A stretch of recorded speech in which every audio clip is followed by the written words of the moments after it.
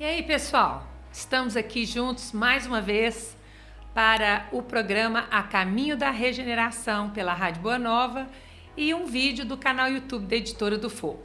Nas 2 semanas anteriores, contamos com a presença do nosso amigo, Dr. Jader Rodrigues de Paula, e continuamos aí por mais alguns programas, se ele assim o permitir, trazendo para poder falar para nós aqui sobre o livro lançado por ele, Enigmas da Desobsessão. Abordagem técnica de espíritos em reuniões mediúnicas que estão refratários ao acolhimento fraterno. Dr. Jader Rodrigues, ele é psiquiatra, tem mais de 50 anos de trabalhos ligados ao diálogo fraterno nas reuniões mediúnicas de desobsessão. Ele foi diretor clínico do Hospital Espírita André Luiz, psiquiatra, né? Esqueci de comentar.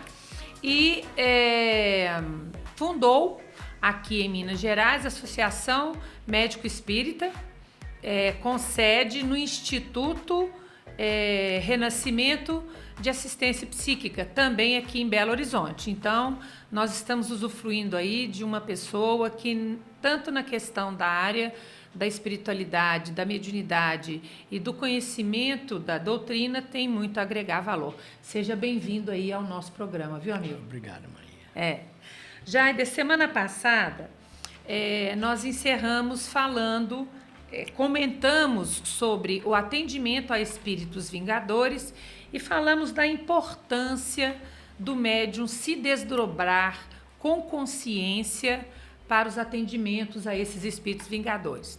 Essa mesma dinâmica de consciência do desdobramento e conexão com o amigo espiritual e o relato do médium antes de permitir o atendimento da desobsessão seria uma dinâmica também utilizada para os espíritos justiceiros?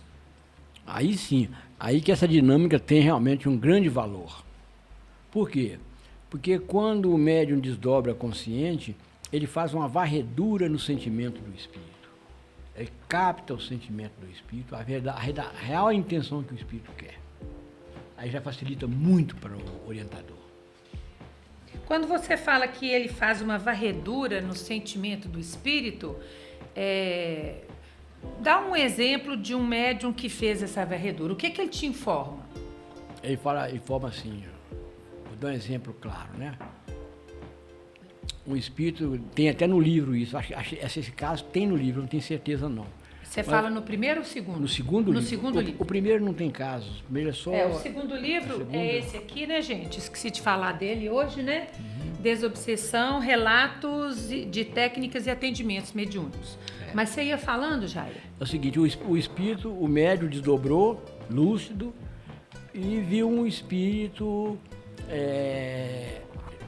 todo de branco, com os pergaminhos na mão, até luminoso. Mas ao fazer a varredura, ele falou assim, o sentimento do espírito não condiz com a postura dele. A gente já sabia que estava diante de uma mistificação ou de alguma coisa, né, no sentido de tentar passar por que não era ou levar alguma situação, ao grupo a alguma situação mais difícil. E o espírito veio e comunicou com muita, assim, uma certa doçura, que agradecendo e tudo mais, e que era mentor de um dos componentes do grupo, e na realidade era um obsessor. Então, e aí, nesse caso, o dialogador ele já entra, digamos assim, consciente de com quem que ele está lidando. Com quem ele está lidando e qual o caminho que ele vai tomar.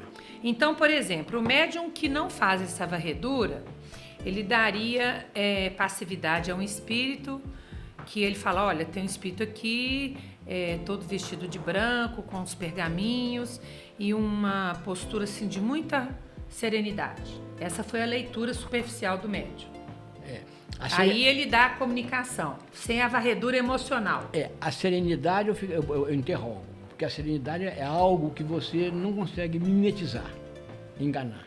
Ah, tá. Então... Você pode, vamos dizer assim, tornar-se uma pessoa aparentemente mais tranquila, porque você tem um autodomínio grande, mas sereno não. Tá, então o médium poderia interpretar como uma serenidade que na verdade não existe. Não existe. E aí ele dá passividade a esse espírito. A esse Como espírito. que o dialogador vai perceber que está diante de um mistificador? Agora aí vai Porque ele não foi informado antes. ele não foi informado antes. Então o que acontece? Aí vai depender da perspicácia e experiência do dialogador. Ele vai ouvir o que o espírito vai falar, vai tentar ver a intenção do espírito, ver se a intenção dele coaduna com os objetivos do bem, da verdade e do belo, os 3 crivos de Sócrates. Como é que é? Repete. O Sócrates manda você passar qualquer situação nos 3 crivos, né? Se é útil, se é bom e se é verdadeiro. Ah, tá. Tá? Isso vem de onde? Vem daquela tríade nobre do relicário da alma do indivíduo e do processo evolutivo, que é a verdade, o bem e o belo. Ah, tem essa referência. É um desdobramento disso. Então, se não tiver enquadrado nesse contexto, nessa tríade aí... Você desconfia. Então, em algum momento, por isso que você falou lá no nosso primeiro programa, que todo dialogador, dirigente, ele tem que saber ouvir. É através da escuta atenta que ele vai perceber que o espírito, por que ele está ali. Por que ele está ali. No meio das entrelinhas, então, esse suposto espírito aí dos pergaminhos de branco, tudo bem, vai soltar alguma coisa que não está útil, não está dentro do bem, não é verdade e por aí afora vai. Aí você já faz uma interrogação. A questão é muito sutil. Eu já tive um caso em que o espírito veio, tranquilo, comunicou e queria passar uma mensagem para uma pessoa fora. E ele veio falando em liberdade, em direitos, em deveres, né? Ele veio dourando a situação com os ensinamentos evangélicos. Ele veio dourando tudo isso e queria passar a mensagem para uma pessoa lá fora. E a mensagem aparentemente não tinha nada assim de... Falando que ele via realmente ser fiel ao que ele sentia, que ele via ser autêntico, verdadeiro, né? Isso que a vida é composta de riscos, que quem não consegue se colocar na vida, às vezes não atinge os objetivos pelo qual ele reencarnou. Ele foi falando todas as coisas que são verdadeiras. Meu Deus, que coisa difícil. Difícil. Mas o que acontece? Nós achamos... Aí entra o bom senso da reunião e do orientador. Aí nós pensamos assim, por que ele veio dar esse recado, ele veio fazer esse pedido nesta reunião, a primeira interrogação? Você entendeu? Por que nesta reunião? A segunda interrogação que nós fizemos é a seguinte... Mas você interrogou o espírito? Não, ou não. você... Você pensou?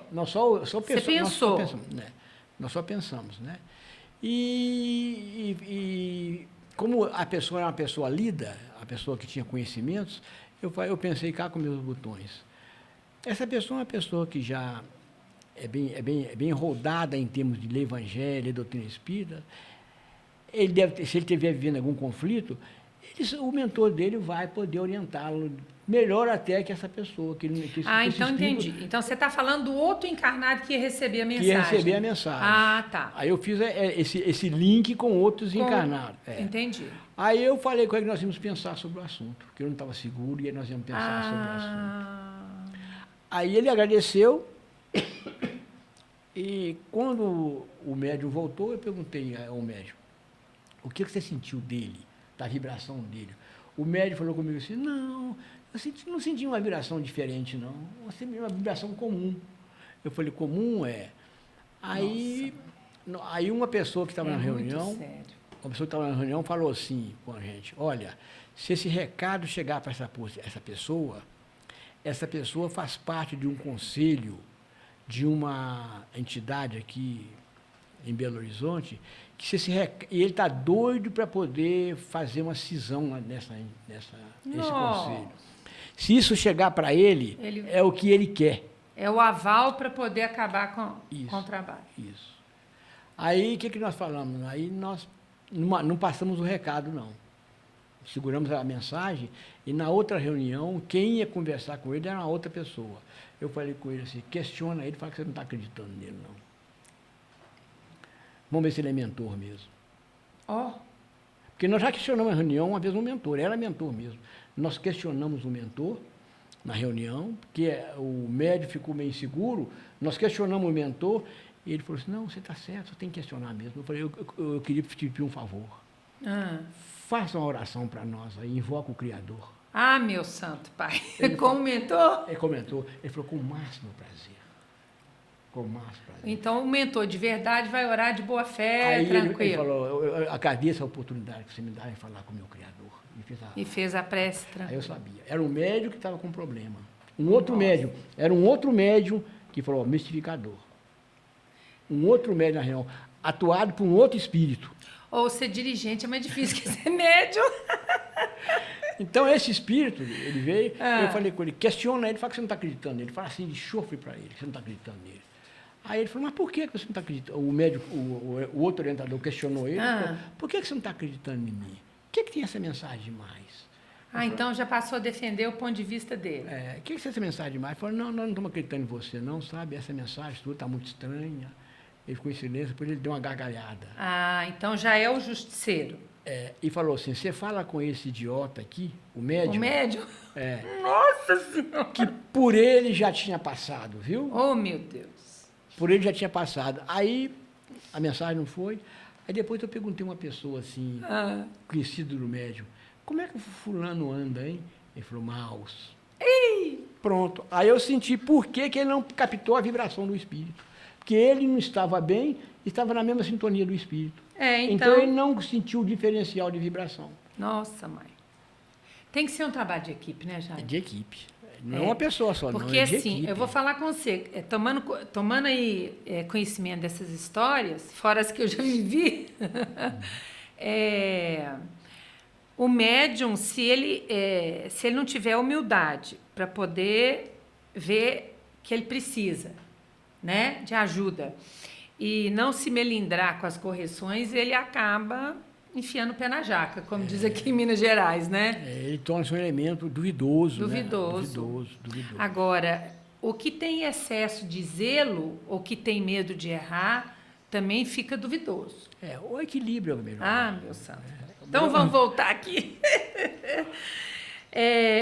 Qual que é a tônica do diálogo com os espíritos justiceiros? Olha, você falou que, só um minutinho, semana passada ele falou que com os Vingadores o tom da conversa é de conciliação.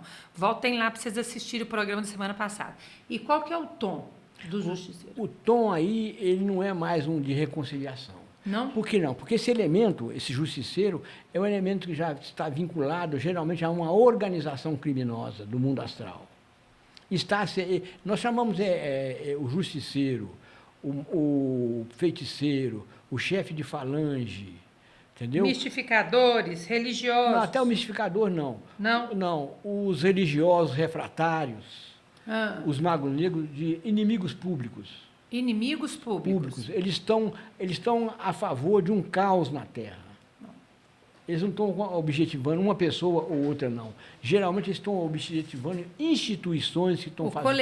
O coletivo. Instituições que estão fazendo o bem, que estão tentando ajudar as pessoas, eles estão objetivando essas instituições. Então não há muito diálogo de conversão aí, não. Ok. Nós estamos orientados que o diálogo agora não é de conversão, é de contenção. Contenção? De contenção. Então a gente não conversa muito com esse espírito, não. Só falamos com ele, né? Ele chega e...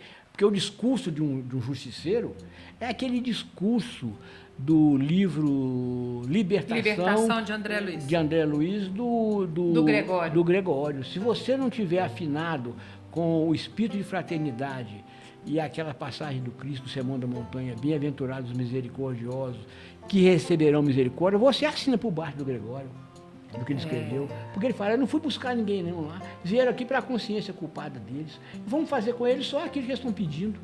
Porque que você, quando comete o erro, você já usou seu livre-arbítrio. para a consequência. A colheita, o plantio é livre, mas a colheita é obrigatória. Isso, nós somos, igual o Gregório fala, nós somos o braço da justiça daqueles que escaparam das leis humanas, aqui ele não escapa da lei da vida. Nossa. Então, esses espíritos, mas acontece que esses espíritos também são pessoas que carregam com problemas também. Com problemas. Então, o que eles fazem? Eles dão um jeito de sedar a culpa deles. Fazendo justiça e fazendo justiça em cima da culpa do outro. Então, aí não há muito diálogo. Aí, o que a gente faz? A gente mostra para ele que ele é tanto... A primeira coisa que a gente faz é desligar ele das energias da organização. Porque muitas vezes eles entram na reunião sustentado pelas energias da organização. Eles deixam todos, então, eles deixam elementos, trabalham assim? Eles deixam elementos lá fora, mentalizando a sustentação deles. Então a gente quebra essa corrente de sustentação. Então a primeira providência diante de um espírito justiceiro é isolá-lo da sustentação externa. Então, e a gente fala com ele que ele é tão necessitado quanto qualquer outra pessoa, e vamos mostrar para ele aonde está o calcanhar de Aquiles dele. Abrimos a tela e mostramos para ele o passado dele. Aí ele vai ver a porção de situações difíceis que ele viveu, aonde ele foi protagonista do sofrimento de muita gente, que ele está ali inserido dentro da lei como um devedor, como todos nós. E de posse disso, aí não há diálogo de conversão. A gente retira as energias dele, do campo mental dele, e entregamos para os mentores. Tá. Então, vamos lá. Tem a possibilidade desse espírito justiceiro ter acesso a essas reencarnações passadas para não ser pego de surpresa por um painel desse de vida passada? Entendeu minha pergunta? Entendi. Aí tem uns que acontece isso. O que eles fazem? Eles bloqueiam energeticamente o centro cardíaco para não haver sentimentos, para não haver culpas. Então ele olha lá aquela coisa toda, a vida está um caos, eu fui bandido, mas todo mundo é bandido também. E está tudo certo. Esse é meu trabalho, né? Esse é o meu trabalho. Pronto, acabou. E aí tem que desbloquear o cardíaco. Aí desbloqueia o cardíaco para ele sentir. Tá. Vai começar a sentir a dor do outro e sentir a própria dor dele. Outra pergunta. Lá na nossa reunião, eu já vi espíritos justiceiros em que as lembranças aonde ele foi algoz foram apagadas. E aonde ele foi vítima, elas são reavivadas, com o objetivo de manter o justiceiro cativo. Isso não é um procedimento padrão, não, né? Pode haver com um ou com outro só. Eu não tenho como te falar que é padrão, né? Eu não tenho condições de falar que é padrão. Mas isso aí é uma maneira que eles têm para poder fazer o indivíduo voltar a uma bestialidade de sentimento. Nossa. Você entendeu? Aquilo que o André Luiz fala, né? Que o indivíduo passa a viver no cérebro reptiliano, que é o cérebro das violências, sem ter nenhum sentimento do que está fazendo. Entendido. Você entendeu? Então ele torna-se vamos dizer assim, entre aspas, uma besta humana, que mandou fazer, ele faz, cumpre, você entende? E está tranquilo. E está tranquilo. Você falou então que nos espíritos vingadores você é o conciliador e nos espíritos justiceiros você vai cercear. A gente cerceia a liberdade, vamos dizer... Você caça a liberdade dele dentro da reunião? E se ele não se convencer diante do que você mostrar? Não, se de qualquer maneira, segundo as orientações, nessa fase agora de transição planetária, onde está sendo feita onde estão evacuando o umbral, né, o astral inferior, para exílio? Para exílio ou para qualquer outro tipo de situação, a fim de que a Terra possa entrar no período um período diferente, de regeneração. Não há como ter um umbral cheio de vinganças e ódio se você está querendo implantar o reino de Deus aqui na Terra. Como é que um indivíduo pode viver aqui tentando fazer uma coisa boa, sabendo que o umbral continua do mesmo jeito? Então, nós podemos deduzir dessa fala, ou inferir, né? Sujeito a um estudo maior, de que aquela dinâmica das reuniões antigas, de que um espírito vinha uma vez, voltava, daí 2 meses, daí 6 meses, passava às vezes 2 anos para convencer um espírito a capitular. Isso hoje não está mais acontecendo. E não, isso não acontece. Em reuniões bem orientadas, é por isso o seguinte, que os mentores, eles procuram reuniões onde as pessoas estudam, segue aquilo que Kardec falou, amai-vos e instruí-vos. Por quê? Porque o maior elemento de defesa de uma reunião de desobsessão é a afetividade entre os seus componentes, é o afeto. Entre os trabalhadores encarnados. Encarnados. Por que isso? Porque quando você tem um propósito de fraternidade, você começa sem você perceber, isso é automático, sem você perceber, você começa a entrar numa frequência de uma energia que nós chamamos de transcendental, e essa energia que brota da profundeza do espírito, ela qualifica o seu sentimento. Então, o que acontece? A energia qualifica o sentimento. Então, o que acontece? Quando o grupo tem uma harmonia e um afeto, sem perceber, essa energia, ela é protetora, essa energia, ela é um escudo para o grupo. E essa energia vamos dizer assim, é fruto do sentimento do indivíduo e da intenção boa que ele tem em ser útil. É isso aí que outorga as pessoas a falar com um espírito desse. Não são conquistas. Nós não temos conquistas, nós estamos em via de conquistar alguma coisa. O que acontece é que a gente, ao tentar fazer o bem, buscar o bem, né, isso através do conhecimento, através da transformação, procurando se transformar, lutando, né, como Kardec, conhece o verdadeiro buscando espírito, a reforma íntima, conhece o verdadeiro espírito pelo seu esforço em transformar-se. Esse esforço em transformar-se dá autorização, dá autoridade de você falar isso com um espírito desse. Tá. Nos espíritos vingativos a gente pode usar o atendimento fraterno mediúnico, com justiceiros a gente consegue alcançar algum nível de acolhimento fraterno, ou a gente objetiva só mesmo? Não, você acolhe, você consegue sim. O que a gente faz com o justiceiro? Você desbloqueia o chakra dele, o chakra cardíaco dele, a fim de que ele possa ter sentimentos, entendeu? Sentimentos, vamos dizer assim, sentimentos de bondade outra vez. Todos nós temos sentimento de bondade, todos temos. Ele pode estar distanciado, mas não deixou de existir. Não deixou, ele tem sentimento de bondade, porque já amou uma mulher, já amou um filho, já amou sua mãe. Já foi amado por eles, então ele tem esse sentimento. Não, você desbloqueia para que ele possa ter contato com a intimidade dele. Então, o atendimento fraterno mediúnico aos justiceiros seria com essa ativação do chakra cardíaco também. Do chakra cardíaco também. Então, assim, não podemos finalizar um atendimento a um espírito justiceiro sem resgatar esse vínculo afetivo dele com as experiências passadas. Isso, você vai dinamizar isso, porque ao entrar em contato com o médium, o médium já suscita essas energias nele.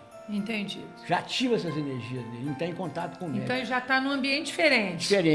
Se você direciona um desbloqueio para o chakra cardíaco, você já leva ele para uma outra frequência que não aquela frequência que ele está acostumado com ela.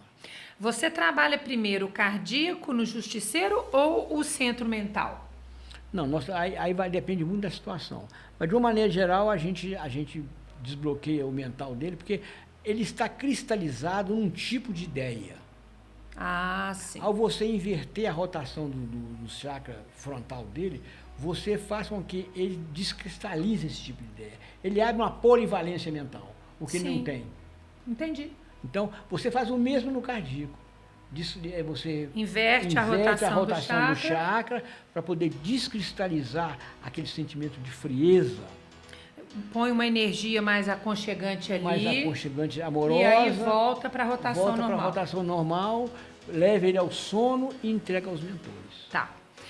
Gente, nós chegamos ao final do nosso programa de novo. E assim, a gente perde a noção do tempo, que a gente se envolve aqui na conversa, a gente nem vê o tempo passar. Então, nós desejamos a vocês que vocês tenham uma belíssima semana.